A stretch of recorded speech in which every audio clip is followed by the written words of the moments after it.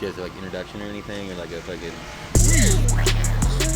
With snowboarding, there is no rules. Yeah. If you love it, no one can ever take that from you. Even on the worst day, you go up and take a couple runs, and it's like, well, beats work. No one's gonna tell you that you're doing it wrong, and that's what's super rad about it. Because I've been wrong, most of my life, and I'm right when I'm snowboarding, I think, or I'm left. Anyway, AKA Meat Pie, AKA Demo Guy, AKA Joe Budake, AKA how long do we have? Uncle Joe, the man. Uncle Joe, Joe. What do you do here at Never Summer? I'm the positive vibe guy. Yeah. 20 years here, never hired me, but haven't fired me yet. So it's a pleasure to be here, and kind of anything and everything. Started out, with Mike Gagliardi. Brought me into it about 20 years ago, doing sales, demos, things like that, and got hired on full-time year-round about 14 years ago, and started running all the demos all across the country from Maine all the way to Southern California. And COVID happens. I had to shut down probably close to 130 events with all my demos and marketing and stuff like that. And but Tim and Tracy brought me back in. Knew that I was, can help out in the company, and was able to kind of step into shipping and start helping out with domestic and international shipping. Never hired you.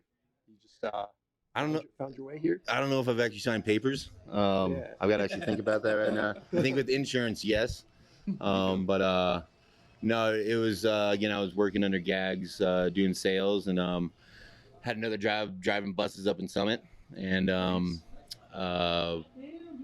came down to it where they needed someone to kind of help out a little bit more with the demos and kind of events, and I kind of saddled up and had the United States in front of me with a couple darts, and I started throwing darts at a board to see what ski resorts were close to that dart.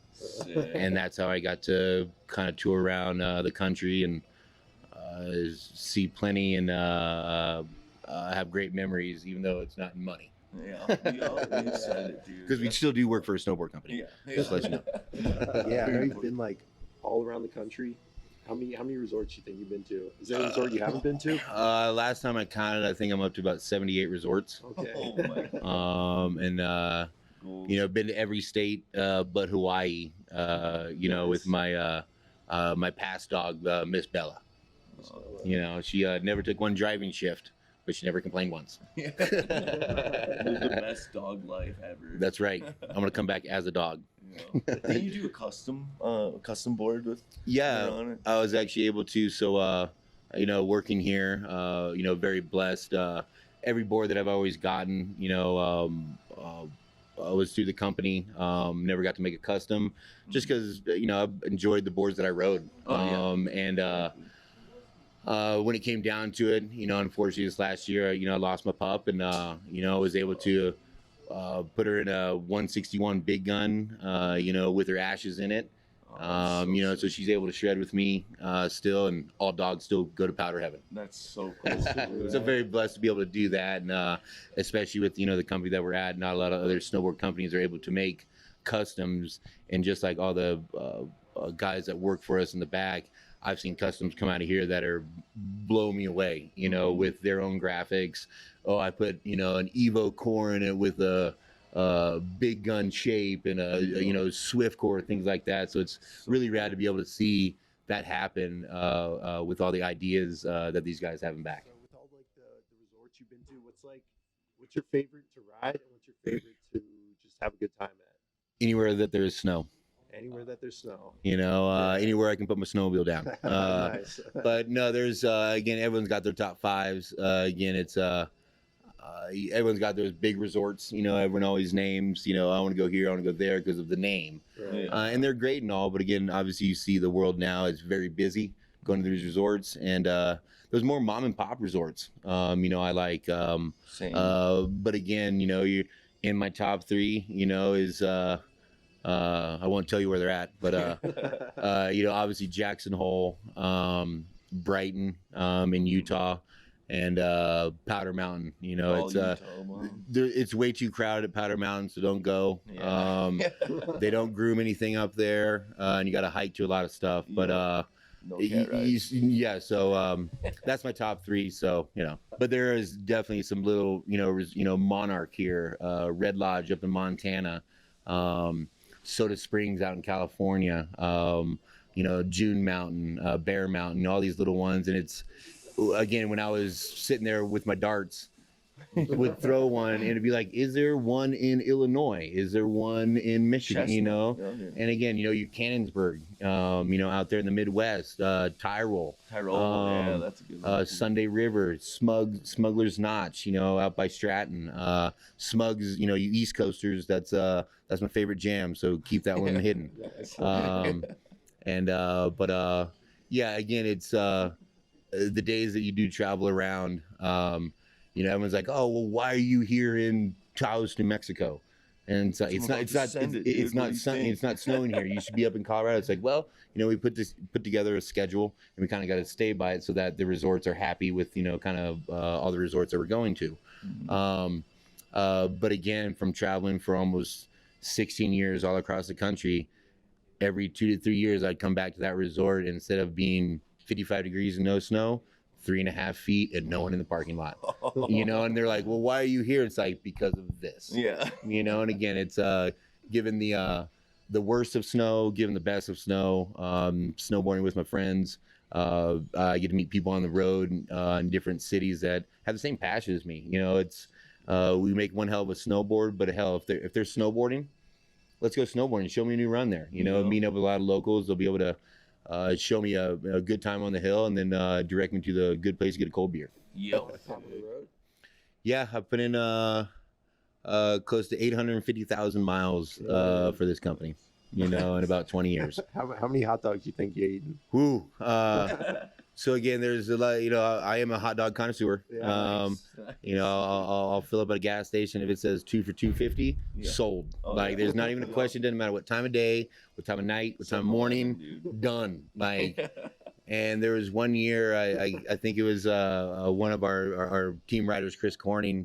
He actually asked, like, how many hot dogs do you eat? During November to April, and I'm like, never really thought about that. And like, so that next year, and this was probably 5-6 years ago, I started counting, and would take a picture and send it to Chris, like, oh, here, like, this is number 56, this is number 85.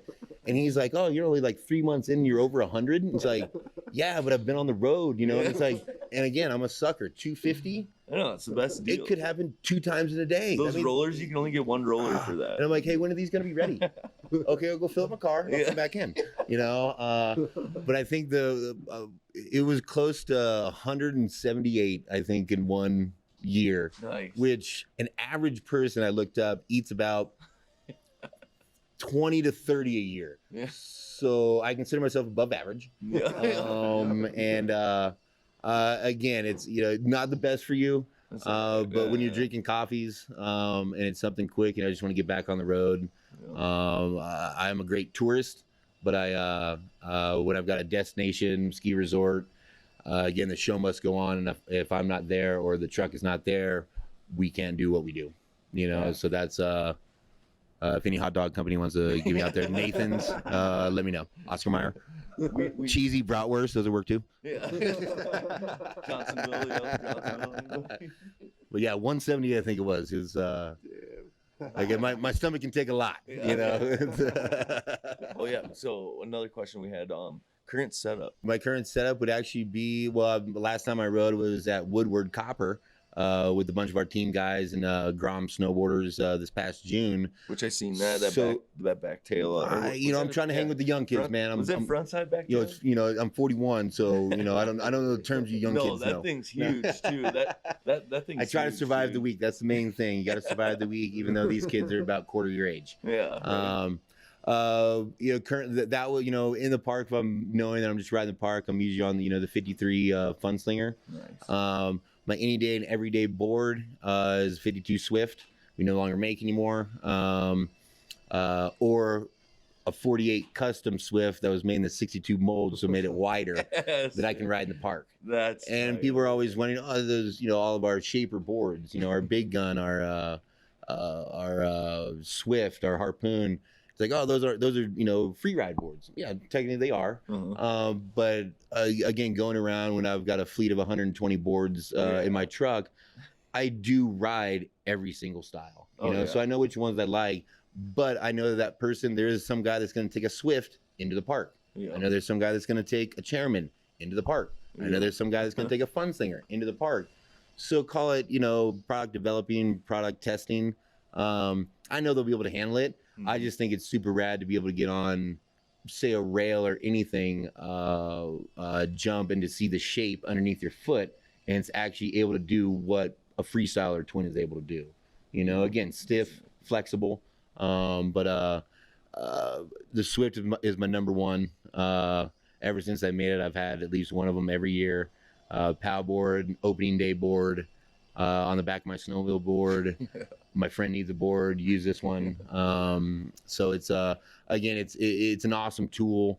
But again, the best trick now is, I think, the carve. And there's some people that can do it really well, and I'm just trying to catch up with those guys. Same. Right on. Gags is an awesome. He can carve down to his pits. He's only got one grab. Sorry, Gags, but he can Euro carve. He can get on anything, everything that we can, and still he's older, not 10 years older than I am, and we're always around when he gets on to something like, oh man, do I have to call his wife? Like I got her on the phone. No, okay. He'll just shake it off. But he'll shake it off, and again, he's a hockey player, and he still gets back up, and out of some, I don't know your exact age, but 70 plus. No, just kidding. Something 50 plus. And he still can hang with the best of them, hike with the best of them. And still thinks he's 13, just like I am. Yeah. I'm sure you've been into some crazy storms, going to all these resorts and. Again, just like I said before, it was out on the road. Being here, you got to come in, clock in. You got to be here at a certain time. Out there, it's obviously on my own schedule. Right. But it's where, hey, you've got a demo Friday, Saturday, Sunday in Jackson. So obviously, I'd leave Thursday. Or if it's snowing, leave Wednesday, so I can ride Thursday. But I got to get there. It's through the closed passes, closed highways. As long as the wheels are rolling, we're gonna get there. Gnarly storms. Thank you, Toyota, for giving me a great car to hold all the boards and to get us there safe. Yeah. It looks sick. It looks all right. One day I'll be on the side. One day. Listen to that, Chris. Right. Hell yeah. So going back, you were born in New Mexico? Yep. Albuquerque, Apple Turkey. Yeah. They have some good chilies there. Chilies? It's chili season there right now. Go get your Hatch green chili. Yeah, nice. It's the best. Go to the Bloom Fiesta. Shout out to Albuquerque. Shout out. Right on. Hi, Mom. Hi, Dad. How'd you find your way here to Colorado? So I graduated back in '98 from high school. Played soccer through college through 01 and University of Southern Colorado out there. And again, I had a good friend that went to school, Chris Coulter, professional guide, snowboarder now out in Silverton. He pretty much looked at me and goes, "Oh, I'm going to move to California and become a professional snowboarder." And I'm like, I've got to go up to Colorado. I can play soccer. Hopefully try to get a degree. Yeah. Before you know it, once I moved up to Summit County, he came and stayed at my place and got third in the Vans Triple Crown. Then I was wearing his bindings, with Tech 9. So he was kind of, not saying a motivation, but he was kind of that local Albuquerque boy that, what, there's snow in Albuquerque? It's the same elevation as Denver, people. It's just the high desert. He showed that you could do it if you had the passion.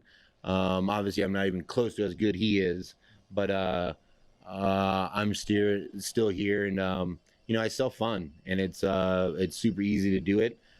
Come to one of the demos, give me an hour or two of your time, and I'll make you a believer. Yeah. So again, coming to Colorado was college based, playing soccer all through high school and stuff like that, and my two passions were snowboarding and soccer. And I still kick around the football every now and again, but snowboarding is more kind of there for me nowadays. Shows in your riding, dude. Hey, I'm still trying to keep up with you guys. It's I'm trying to keep up all with the, you. What are you talking about, as dude? I always ask all the team guys at camp, I'm like, hey, so how do you move your hips? Like, Yeah. and they're like, it's all in the hips. It's all in the, and they're treating me like a 7-year-old kid, but I need it, but it's true. And it's so funny. All the team guys, like, as they work with the younger guys, they're also working with the older guy, Yeah. Uncle Joe, and just the little tips. They always, you got to learn a new trick this week. Yeah. So every week That's during awesome. camp, they're always just, could be, just a lip slide or whatever, but it's just something that they tell me at the beginning of the week that I have to do. That's cool. And I try to stick to my guns. I think a couple years that I didn't do it, and they had to shave my eyebrows, Yeah. or give me a notch in my eyebrow. Nice. Lucky I didn't give the shavers to Dylan Alito. Chris Corner was like, "Oh, he's gonna take your whole eyebrow off," and so we just put some notches in. But I did go out on my bet, so you guys, eyebrows bet is true with Joey. Watch yourself.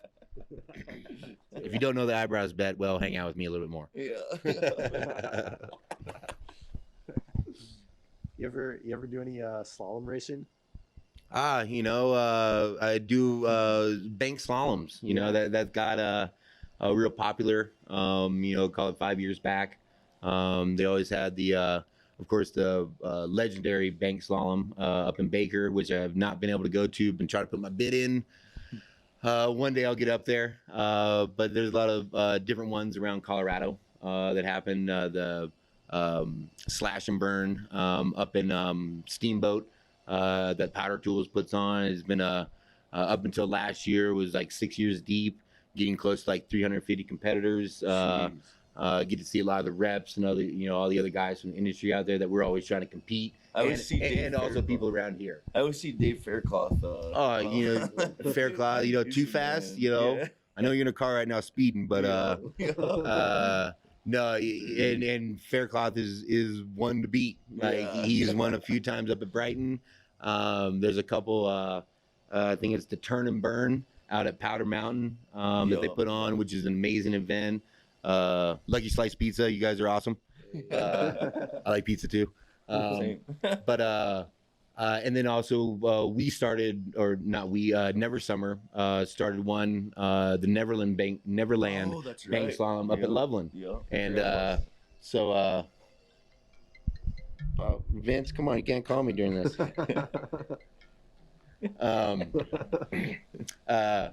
And then we started one that we did for I think 2 years, which brought a lot of team riders up to actually build the course with a lot of the Loveland Terrain Park guys that helped us a bunch. And again, bank slaloms are fun. There's always that Widowmaker turn Yeah. that people are always asking, why'd you put that in there? It's like, because we want you to be saying something like this. Yeah. And again, if you can make it around that turn, that means you have a good chance of winning. Exactly. And there's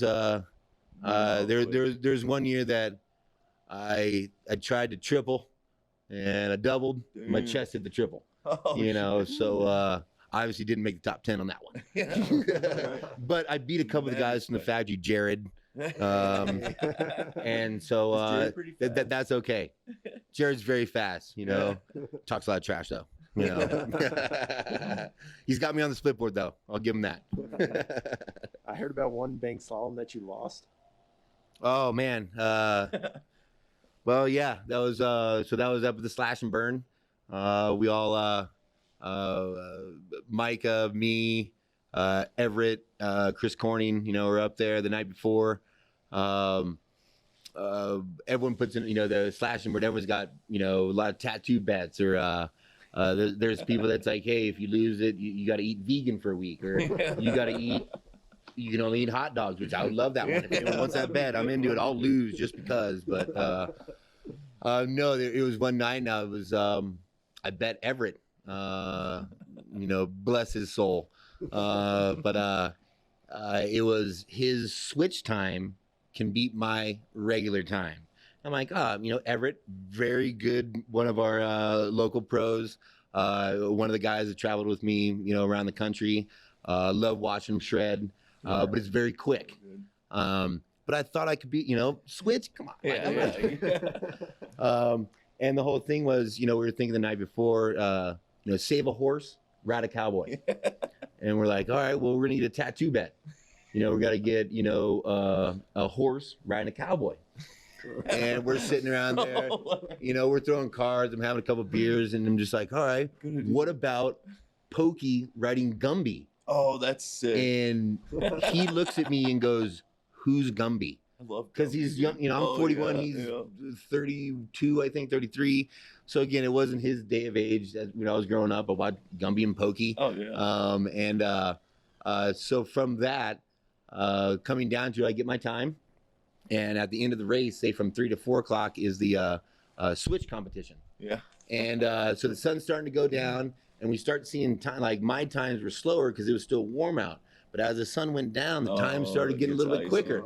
We're sitting on the hill just kind of waiting for Everett, and we see him just go behind, so he gets behind Jensen, gets behind Andreas, gets behind Justin. He's like, well, what's he got, So he's the last person to drop, so it's the iciest and fastest. Yeah, dang. Little do you know, we get back to the hotel, and they already know, except for me and Everett, and come back, and Chris Corning's making the announcement. It's like, so with the time of, whatever, 0.30 is Joey. I'm like, oh, okay, I'm like, and with the time of 0.1, it's like, son of a gun, like, are you serious? Like, and he never had a tattoo, so I was really wanting him to get a tattoo. And these guys, as soon as it happened, they're on the phone calling tattoo artists, like, oh, we're getting it done right now. And I'm like, oh, this is not going to look good. Stick figure, blah, blah, blah. But they paid for it. Nice. When you lose a bet, you got to get one. So that's fucking sweet. Save a horse, ride a cowboy with the Slash and Burn logo, grabbing Crail. Yeah, I was gonna say. So you're welcome, Everett. Every time I'm on the bathroom, you're welcome. That's fucking hilarious. That's epic. But to anyone to lose to, I don't mind to lose to Everett. Again, he's an awesome ripper, and blessed to have him on my side when I was on the road. Right. Thanks for the tattoo. First free tattoo. That's tight. So all this time you've spent with Never Summer, what makes it special? Like, what makes it unique to you? What really makes it unique, again, it's I'm not here for the money. When I told my folks that I'm gonna go start working for this snowboard company, and when we were selling longboards as well, I'm gonna sell skateboards and snowboards. My dad's like, there's not money in this, and I said, I know that, Dad, but it's something I had a passion for, and again, selling fun is pretty easy, and if you don't believe me or believe anyone else, go to one of their demos, go to one of our demos and try out something new. If you're on that POS from 15 years ago, I know we've got something that can help you out. I know other companies have something, but it's all about to make that initial kind of jump to it. But again, it's family, knowing Tim and Tracy. Again, when I came in, when Gags came in, he's like, oh, I think I got to introduce you to this guy. I think we got to start paying him. And, I didn't know, Tim and Tracy, big dudes, and I'm walking in there, shaking, my hand shaking, like, oh, and they're like, oh, so this is Joey, this is the guy that we've been giving some snowboards to. And it's like, yeah, hey, but it's again, knowing, seeing, Tim snowmobiling, taking him out snowmobiling, get him on the new stuff, and trying to get him to buy a newer one, or being out camping, with Tracy and family and his kids, anywhere and everywhere across the USA, is rad. And it's yes, in the inline, we're here to sell snowboards. When it comes down to it, people that you can actually talk to. Can you talk to your owner? you know, of the company that you know, of whatever company you work with, you know, how big or ever, how small, or is it just like, oh, it's Mr. Smith, you know, and it's like, well, where is he? Well, he's in Florida. He's Oh, upstairs. so I don't get to meet him. Can I go up and say hello? No, you can't. Yeah. And so that's, you know, I'm not saying open door policy, but again, if there's any, say, problems, you know, in the back or on the road, you know, I can give them a call and talk to them. And again, they're going to hear everyone's side of the story, or how can we make this better. Again, I've never thought this was a job until I moved into the factory. You know, but again, once the snow hits, I again forget about all that. And it's very easy to release when you're on the mountain, and just kind of put that all behind you. And again, it's what my grandpa always said. You know, if you can't wake up, you know, in the morning to put your foot on the ground, well, you can't even go to work for that day. You know, you can't even go on vacation. You can't drive your truck. You know, so I'll hope to be back here tomorrow. You know, if they don't fire me after this interview. But yeah, you know, just showing up and again, seeing what we can produce is unreal. You know, to start out with, you know, a piece of wood and some edges, and then it comes out looking like a big gun or a fun slinger or a shaper twin. And then to see actually people's faces, you know, customers from a demo, from just up front getting a brand new board, like, oh, this board just came off 2 hours ago. You know, even though it probably came off like 2 weeks ago. But anyway, to see that, you know, people are happy with it. And again, obviously, you know, if there's something wrong with our board, that's, you know, when we product develop it, if there's, oh, this board's too soft, and we get that feedback, we can go to Tim and be like, hey, we've gotten, you know, a lot more feedback. This should be stiffer. This should be softer. Oh, let me take out this and let me take out that. Is this better? You know, we had to do that with the Ripsaw, you know, when we first came out with that. I had to soften it up, you know, a little bit so that it was a little bit more kind of versatile. Sure. But having the factory, we can do that. Again, taking that little rubber strip out, instead of, you know, a carbon X, just do the carbon V, you know. And again, just like you were saying earlier, we can just take it out, make it, and go right up to the snowboard hill. You know, so that's what's really rad. Again, it's again, if I was here for the money, I'd be gone a long time ago. And the way that these guys have treated me, and just family. And again, we're here to make snowboards. You know, obviously, we all want to make millions. But I'm happy to be, you know, that guy in the middle to make those other millions happy, the millions of the people's faces. And again, family. You know, I grew up a lot around family, and for these guys to have their arms wide open, and if there is a problem, they'll come straight up to you. You fix it right there, and you know, you try to give it your best that you can, and hopefully you can come back the next day. Right? Yeah. I'm gonna need you to define a term for me. Oh. I've heard powder bukkake. Ooh, yes, powder bukkake. Hashtag powder bukkake. Hashtag powder bukkake. Yes, soon to be, you know, Blowertown, USA. No, it's one of our team riders, Nick Larson, and our media team guy, Micah Cook. Again, when we were on the road, me and Micah back in the day, we'd come back home to his wife, Sarah, and we'd have a whole different language, you know, after being on the road for 2 weeks. And she's like, what the, you guys are talking like third graders, you know, but it was our language, you know, and we would say labels, and people would know it, you know, like, no, it's labels on the gables. And you're like, what, you know?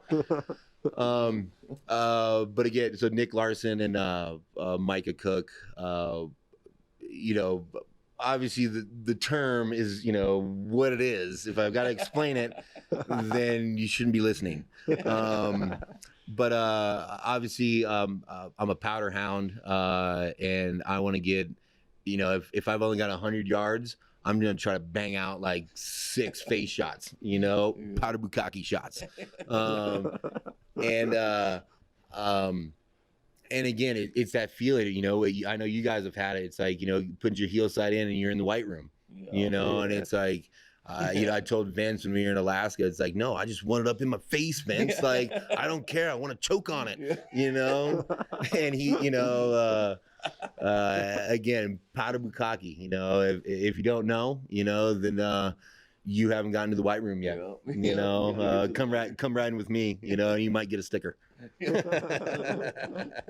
So I think I'm just kind of curious what you put on your hot dogs, man. Are you like a mustard guy or? Again, the other kind of factor is that they have to have nacho cheese. Oh yeah. You know, and that is a game breaker. And it's free too. You can But eat as much as you want. if I'm just like, hey, when you got another packet of cheese? Because I actually found one at my storage unit that's actually in the not shipping room, the break room. I'm still trying to get a bag of cheese for all the guys in the back. So sooner or later, back there. I will get one because trust me, I saw it and I thought I was in heaven. Yeah, that's so awesome. But again, if they don't have cheese, it's kind of like, oh man, I've already put them on a bun, you know. So yeah, you know, we'll put some mustard, put some ketchup on it. No relish, not that guy. No onions. No onions, not an onion guy. You know, love the cucumber, hate the pickle. No, you know, mustard for sure. And if they got queso and mustard. Yeah, sometimes just queso, and I can't even see the hot dog. Yeah. Sometimes eat the paper with it. I always take like an extra hot dog container and fill that baby with cheese. See, that's next level. Yep. I need to put that in free, my brand. Technically, it's free. Technically, like put pocket cheese. You know, and like it's never summer in right, Jack. Yeah, you know exactly. Trust me, you know, hot dogs and pizza. I've couple of my friends, Dave Graves from 686, I've told him to make a pizza pocket. Yeah. You know, because like on the hill, to make it, again, the hardest part is going to be cleaning it. Yeah. You know, but if you were to make a kind of a pocket right here, so like when you're riding, it like warms, it's kind of get squished. Yeah. But in theory, you're like on the lift, you're like, oh, hello. Yeah. Oh, you guys don't have a pizza pocket? You know, perfect. Or a hot dog like pocket, like right here. There you go. Now, if you guys are listening up front, we need a hot dog pocket in one of our sweatshirts. That'd be great. The Joey pocket. Yeah. All right. So last question I got. What does it mean to be a snowboarder to you? What does it mean to be a snowboarder? Yeah. To be able to break away. You know, obviously it's a individual sport. And as I was saying before, like just going riding with anybody, you know, beginners, intermediate, advanced, pros. I get little tidbits from everybody, you know, even little beginners, you know, where I can maybe help them out, but then I'm like, oh, that's why they're going that way. So I maybe adjust, you know, how I'm riding. But wait, what was the question again? Kind of check it off. What does it mean to be a snowboarder? Oh, okay. That's what it was. It's a loaded one. It's a loaded one. It's, again, I just think just being free, again, out there, I used to listen to headphones, but now again with all the busier resorts out there, I rarely listen to a headphone because I want to know what's kind of going on around me. But it's also just, you know, I'm a people person but hate people. But just, you know, being on the lift and, you know, oh, you're from Kansas. Oh, sweet. This is your first day up. Oh, this is my 5th day, you know. So just being able to talk, you know, oh, what's your favorite resort? And it's, again, like having the stories, you know, if I would have pressed record on, you know, all the lift rides I've had and the conversations and the languages we made up in the truck, probably be fired. But it's again, it's a passion, it's a release, and no one's gonna tell you no that you can't do that.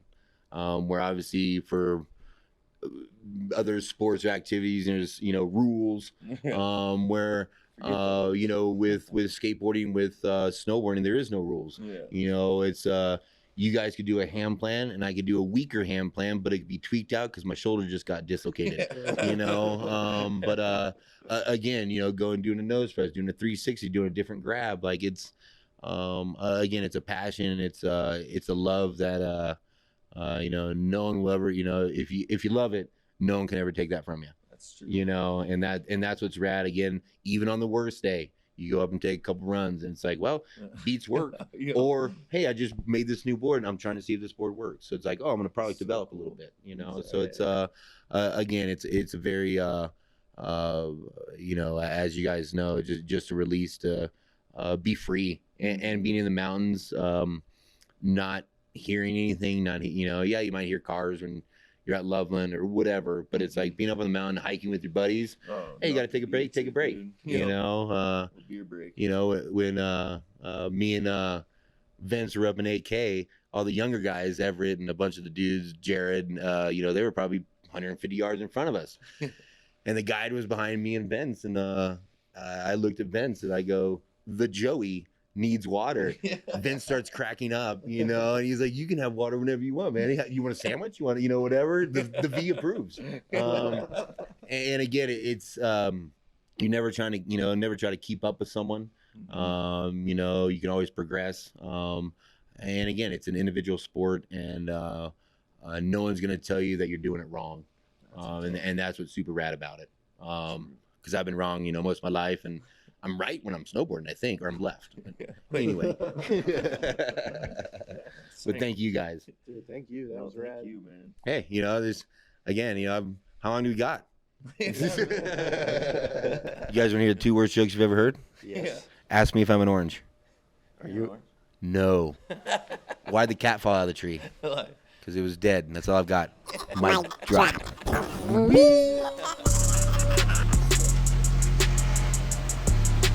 If I made the cut, you know, let me know. Again, I've got even worse jokes, but everyone's already heard them out there, so they're gonna laugh.